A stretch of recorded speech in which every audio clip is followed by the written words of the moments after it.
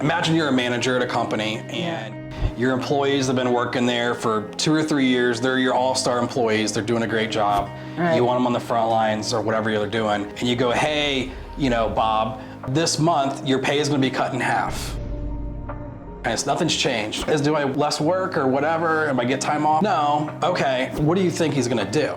In that situation, he's probably looking for another job. But is that the guy or gal that you want on the front lines selling your home? The biggest asset that biggest asset, and then try to convince you to take it. And I get it. Well, you got to pay your bills and things like that. I understand. Hey, I'll take it for I'll do it. The marketing's gonna be great. Blah blah blah. But if that's the all-star you want to hire to do the negotiating, the representing, the marketing, the sales calls, all the stuff that goes into being a realtor or being a listing agent, most likely you're gonna cost yourself thousands of dollars.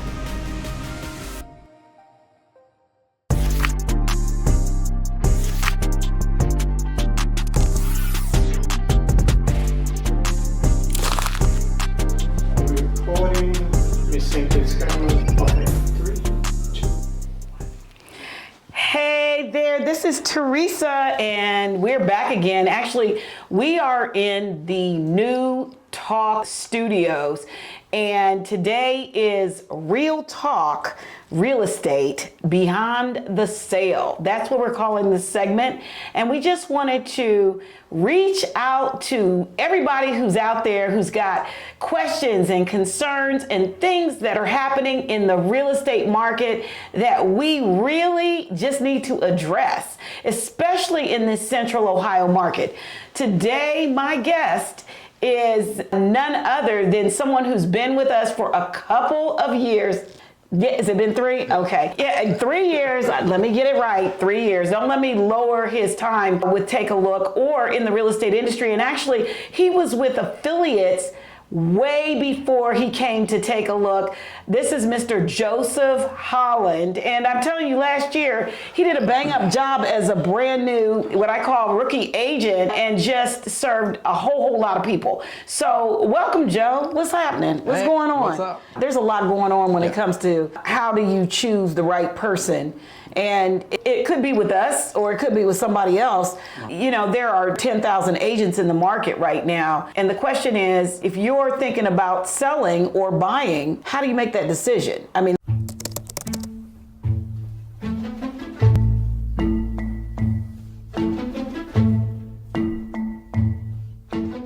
So I was started out on investing before I worked in the affiliate world with home inspections and all that stuff. Right. You did, yeah. So in my mind, I always thought like real estate agents were like the hall of champions. But I hate to break it to a lot of people, but the bar to get your license is really low. But you taught me, and just seeing it and being in the industry on this being licensed, that the bar to sustained success is a lot higher. Right. It's an everyday thing. Listen, exposes yourself. Yes. And I think part of the thing is that people don't realize that there's a 1.3 million agents in the United States, and every 2 years, 87% of them are out of business. I mean, folks don't realize that. Yeah. And a lot of agents, they don't own their own home. Sometimes it's hard to be congruent, and it's more about the money and the commission, and I mean, it's that kind of situation versus really trying to serve the client at the highest level. And sometimes the money gets in the way. Would you agree? 100%. Yeah. Yeah, 100%. It shocked me. I came from a sales and marketing and career where I needed to have really good soft skills and negotiation and things like that. It's very shocking to get into the industry and you see other agents who've not had any of that stuff before. Right. I don't know what their motivations were. I think a lot of people do think that they'll get their license and they're just going to get calls, automatically, that they're going to get business, which is obviously not the case. But right. Yeah. Here's my thing. I think that what's most important for the consumers to know is that us becoming real estate people, the law says our job is to protect the consumer. Yeah. And that requires a heck of a service. Yeah. to protect the consumer, because what we're talking about is the biggest thing that anybody's ever going to buy mostly in their life. I mean, most Yep. people are not going to go out there and purchase anything that costs any more than a house. Yeah. And this is where they raise their families. This is where they take care of, their elders. This is where they nest their marriages and everything else, their relationships, develop their friendships. All of that happens within the home. And so it is our duty. It's always our duty to make sure that we're protecting folks so that they can, gain the highest level of equity. Yeah. And not just money equity, but life equity Right. in their homes. So it's a big deal.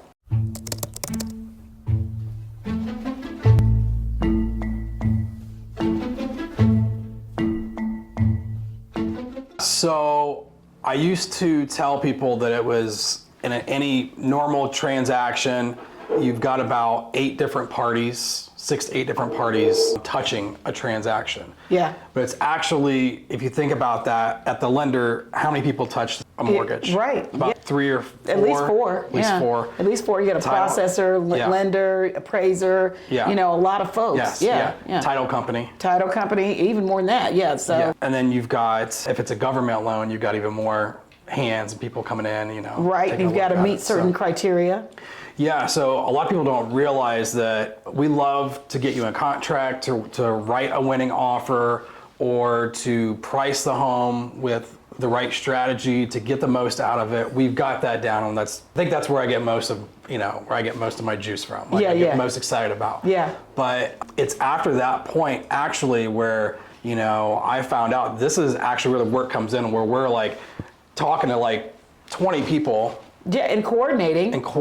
Project managing. Exactly. And just getting you through and then solving the problems. Yeah. So if you're a seller, then if we're representing the seller, then we're also talking to the buyer, the buyer's agent, and the people on their team, and then vice versa. Right. So that's really the majority of it. And anybody can drop a ball. You can't just, it's not a set it and forget it process. That's where most of our work and sweat comes from, and anxiety and all that kind of stuff. Yeah, it can be a real stressor, and our goal's got to be to take on the stress so that our clients are not having, we are literally representing. Yeah. And representation is there's a high fiduciary responsibility in the Ohio market for agents. Agents have to be representatives. A lot of times what you hear is it's about me, but it's really not about us. No. And that's the reason why we call Take a Look real estate brokers and not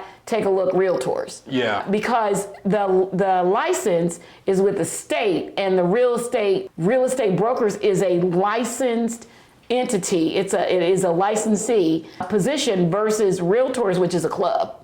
Yeah, going back to where it's one of the most important assets that you can have, one of the things that I think I'm passionate about, because I've had family members in other states suffer, and I've seen people here locally suffer because sellers were thinking about, which they should be thinking about, is Sure. how much they're going to walk away with. Sure. And they think that the commission is what they're actually looking at the end of it. Like, that's going to make the biggest difference. And so they'll go with a discount agent. Ooh, no, it's not that they can't serve them. They can. Right. But it's just like anything else. There's levels to it. Yeah. Let me tell you about a story that just happened a couple of weeks ago. I mean, my kids just bought a house, right? Yeah. And it's crazy. It is just too crazy, because I couldn't figure out why was this property, this cute little teeny tiny house, sitting. I mean, it's just been, I've been driving by this house for, it may have been, I don't know, 6 months when I started to notice. I was thinking that the reason why it didn't sell is because it was too little. Because little tiny house on a really big lot, like a 3/4 acre lot. Right. And I saw it and I thought, oh, this would be a cute Airbnb, because nobody in the Airbnb world needs any space. But needless to say, the second thought was, ooh-wee, maybe it's priced right and maybe my kids could buy it. Yeah. And so I called my kids. Anyway, they ended up buying it. But here's the thing. to get this thing into contract, it took me like 5 phone calls to get even the agent to respond. Yeah. Now here's the reason. Because he was a broker who just takes a flat fee, okay? And I'm not saying that it wouldn't sell, but a flat fee, and then at the end of the day, he's doing no work. He does not want any phone calls, and he says it straight up. Yeah. Do not call me. We read that on the MLS. Yes. He prints it. He prints it Yeah. on the MLS. For agents, Do not yeah. call me. All offers need to come through email. Yep. Make sure that you give about 48 hours because I'm not going to look at them every day. Yeah. And if you send me an offer on Friday, we will not talk to you until Monday. Yeah, I don't. Arrogance. Yeah, it's so arrogant. A lot of people don't realize this is a part-time gig for probably the majority of agents that are. I mean, no, at least more than the majority. Yeah, I'd say about 70%. Because most agents didn't sell. They sold one house or less last year. Something like that. Yeah. Or an average of about, I think the average for the full-time agent, somewhere around 8 or 9 houses Yeah. a year. Yeah. What's crazy to me, I don't mean to be too dramatic, but that's crazy to me. Yeah. That's so crazy to me because I remember in my heyday, I sold 78 houses. What the what? Yeah. What the what? Anyway, listen, forgive me anyway. Yeah. So- Well, it's like, imagine you're a manager at a company and your employees have been working there for 2 or 3 years. They're your all-star employees. They're doing a great job. Right. You want them on the front lines or whatever they're doing. And you go, hey, Bob, this month your pay is going to be cut in half. That's crazy. But you still need to do the same amount of work, all that kind of stuff. Nothing's changed. Oh, Right. do I less work or whatever? Am I get time off? No. Okay. What do you think he's going to do?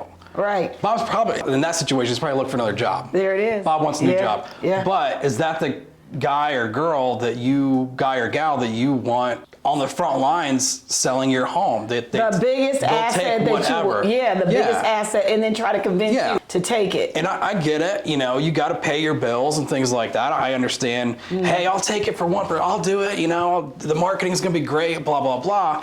But that's the all-star you want to hire to do the negotiating, the representing, the marketing, the sales calls, all the stuff that goes into being a realtor or being a listing agent. You're gonna most likely you're gonna cost yourself thousands of dollars. For sure. I think what I want people to take away from this is, always look at your net.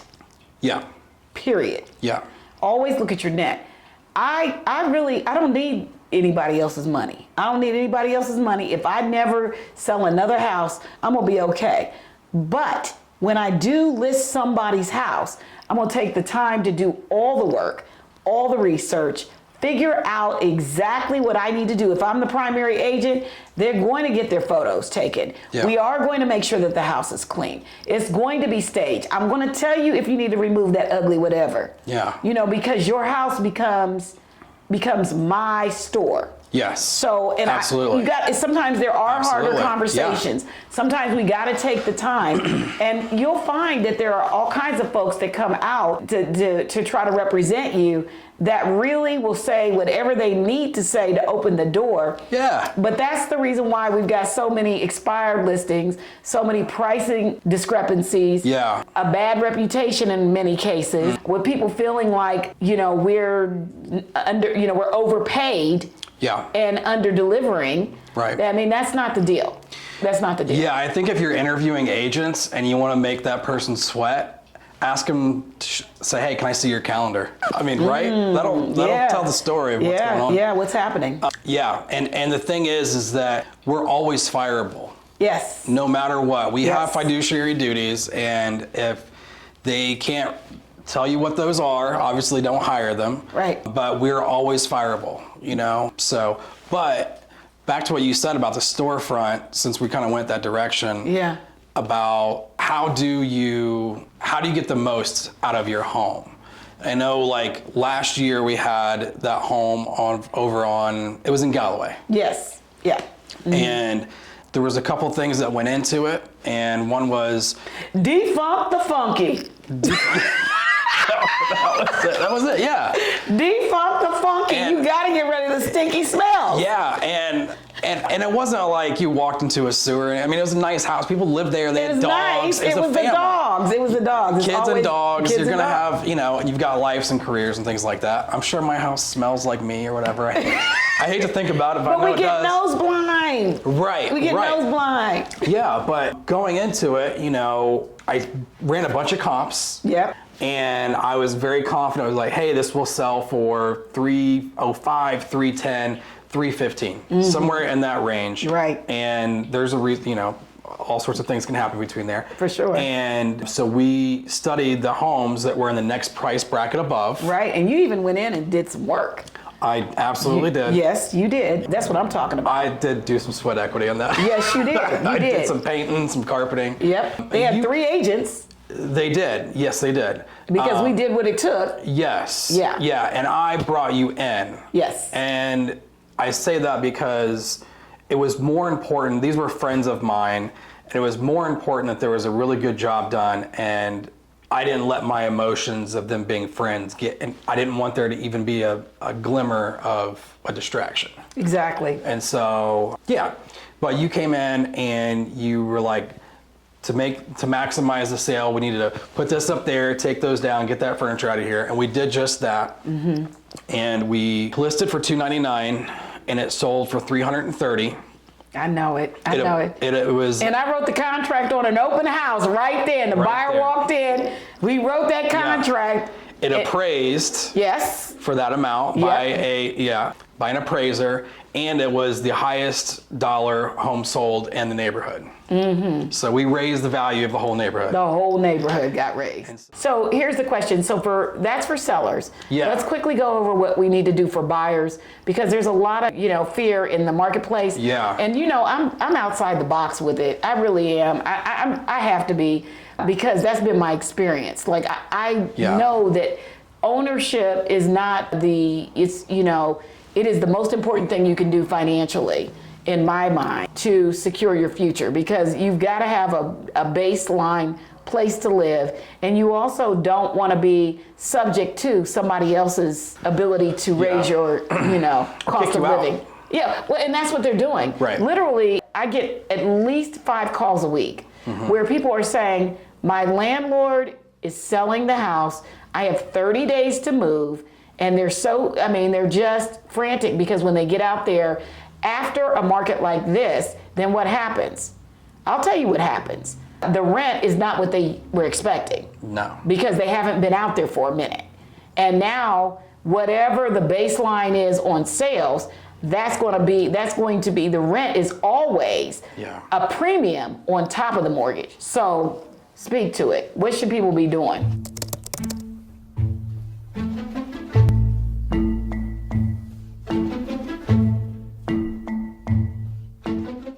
Well, I think the biggest thing that they need to avoid doing is what most people do is they want to get ready, or they don't think home ownership is within reach. Right. And so, was that an ostrich that buries their head in the sand? Yeah. I think so. They bury their head in the sand, which is what we all do when we see something that's uncomfortable, or we don't want to look at our finances or credit or anything. Which nobody's born with great credit anyway. I had trash credit; it's fine, but we kind of look the other way and we try to just live our life without it. It's what most people do in this marketplace too, which is we still have 44 people a day moving to Columbus, and we're just trying to figure you got to get a plan. Wait. And we also have 100 people a day being evicted. Yeah. Period. So, and common sense. Like I'm expecting that common sense is going to dictate. And I think this information needs to be understood that if you own a property and you have a problem, like we can't eliminate the problems. Yeah. But if you own a property versus renting a property and you have a problem, you're in 2 different positions. Yes. Because the owner can rectify their situation in 3 months, 6 months, a year sometimes. Yeah. And still be having some housing.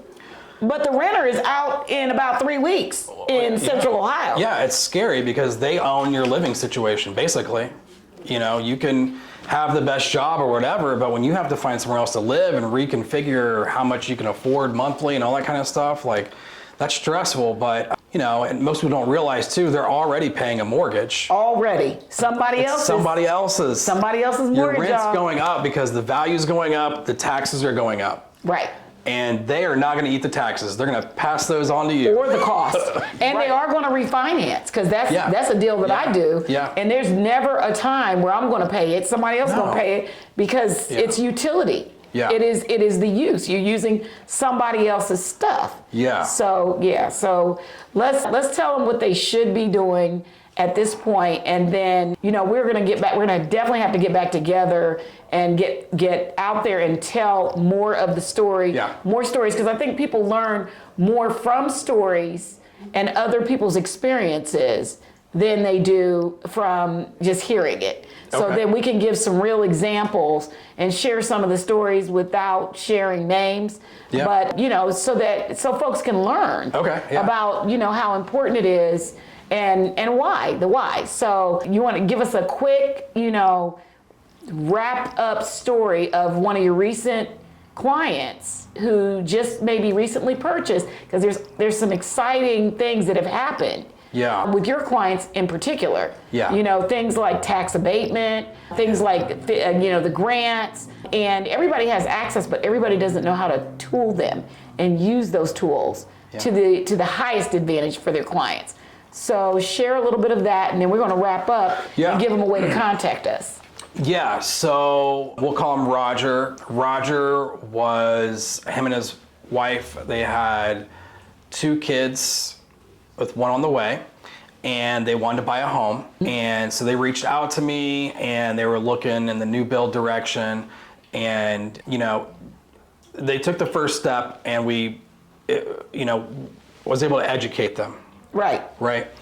And so, because they were, you know, they didn't have to do new build. They could have gotten an already existing Yeah, home. an existing that one. was, you know, very nice, renovated, things like that. But we dug into it, and we found we were able to get an amazing new build. I think it's 4-bedroom, 3-bathroom, tax abated, 0 down loan. Yeah. And their closing costs were covered.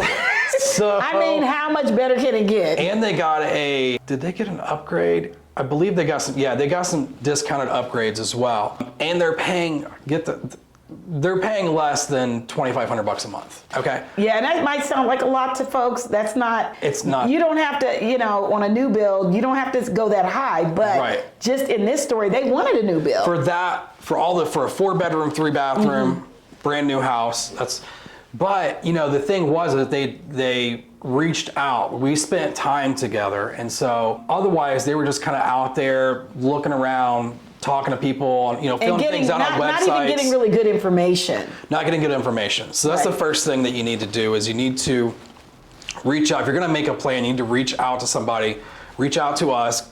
Let's tell them how. know a great Go ahead. agent. Yeah, Yeah. Tell them how to reach out. Yeah, well, So my number. Go ahead. Should I give my Go ahead, number? give me your number. So I didn't even introduce myself. I got you introduce I myself. didn't. Well, you. My number. Who are you? I'm Joe. Who are you? I am Joe Holland, Realtor Joe 614 on all socials. My phone number is 614-439-7159.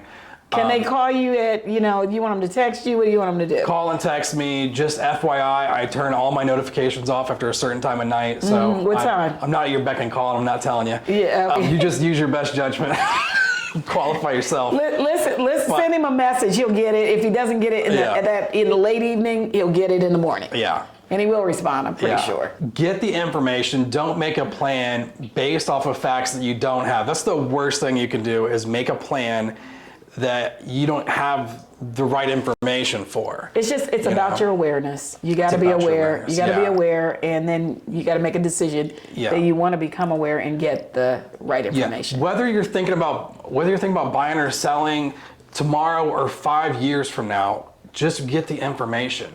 No one's going to be aggressive or rude or push you in a direction. We only get paid when we get you to your goal.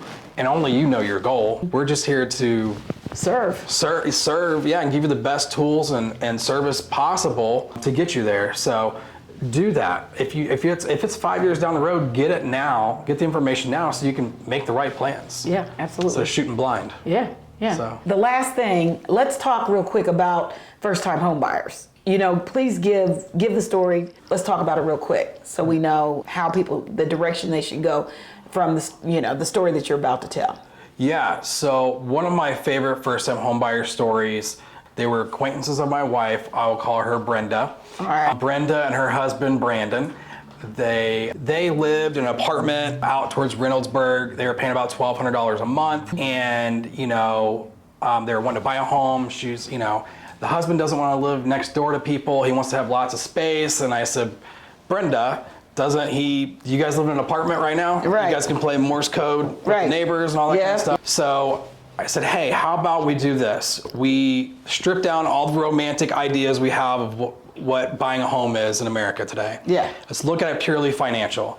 Let's pretend, so you're paying $1,200 over there to rent, you're paying the landlord's equity, not your own. What if we find something that's in that same budget, and you guys can build equity, and you could take that equity and roll it into the next home. So they bought a home, and they have their own garage. They don't share, and it was renovated. It was beautiful. Mm-hmm. They saw it, and they said, "What's the catch?" Yeah. No catch. No catch. They were also a zero down. All their closing costs were covered. Right. So they literally just switched their address. They didn't have to come up with a huge sum of money or anything like that. Exactly. Sometimes less than renting. Yes, and it actually ended up being less than renting. Right. So they were paying $1,200 plus some utilities at the apartment, and the apartment's rent was getting ready to go up. They were paying around $1,100. But get this, she has a cousin who is one of those family members he's a younger kid, and he just has a head on his shoulders. He wanted to move to Columbus for schooling or training, and he said, hey, Aunt Brenda, I will rent out that room from you. For some money. Yeah. And now, so their housing costs dropped down by another $300 or $400. Isn't that crazy? Yeah. And they're in Columbus, and Columbus didn't get cheaper this year. No. I don't think it's going to next year or the year after, in my opinion. But yeah, it's one of my favorite stories because they had no idea where to start, and I just educated them. It's not this big, hairy, scary monster. It's well within reach. And we just had them fill out the app, said, hey, let's figure out where you're at. And then that was it. They were in the house in 30 days. They took a vacation. They came back and it closed. They got in. We went shopping for a couple days. They got in contract, and they're like, "What the heck, man? We're already in the house." There it is. So yeah. Yeah. All right. That's awesome. That's why we say it's time to own it. Thanks everybody for joining us today. We're so excited to at least be here to share some information. If there's anything else we can do for you, please leave it in the comments. Definitely share, help us to get and reach more people. If this information was helpful, we do appreciate you being here. And again, I am Teresa Barron. This is Joseph Holland. We are both with Take a Look Real Estate Brokers, and we are here to serve you today. We'll see you on the next one. Peace.